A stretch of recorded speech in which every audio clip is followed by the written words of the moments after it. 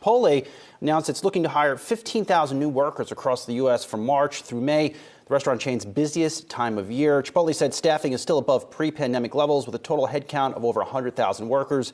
This hiring spree comes as the chain expands in Canada and throughout the U.S. And Brad, when I saw this news, I thought back to when we talked to Brian Niccol, the CEO of Chipotle, at our All Market Summit a couple months ago. They're opening 200-plus restaurants a year. So I am not surprised that he needs these workers just to staff new restaurants. And if you're opening these new restaurants, you need more workers in your supply chain to support those restaurants.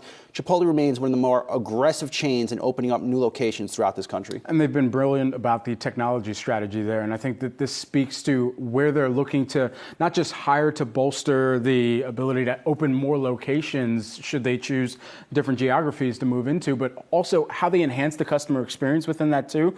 You go into many Chipotles and you know exactly where that line is at, because that line sometimes is going out the door, sometimes it's overcrowded. And I think being able to decrease the amount of time to actually fulfill, similar to one of the metrics that Starbucks tracks, just time to make a cup of coffee, time to make a bowl or a taco or a quesadilla or a burrito, whatever people are going in there for. If you can decrease that amount of time, you can make sure that you're moving through more orders, enhance the customer experience there as well, and just create more employment opportunities for people too. And again, it is a good reminder here. Yes, you're not making the same as you are, making burritos at a Chipotle as you are coding at one of these tech giants. But nonetheless, the economy is not collapsing if a Chipotle is hiring 15,000 people. I appreciate that optimism. You're a Chipotle fan, right? You got a ball from there. Of course. Right? Yeah, dig it. All right. By the way, I wanted to correct something that I mentioned earlier too, because you asked about if it's better to file for severance or if you can file for unemployment, rather, if you're still receiving severance. And the answer is it really kind of varies by state too. Okay. And so at the state level, it might be more advantageous for people to ask for that payment up front as a lump sum and then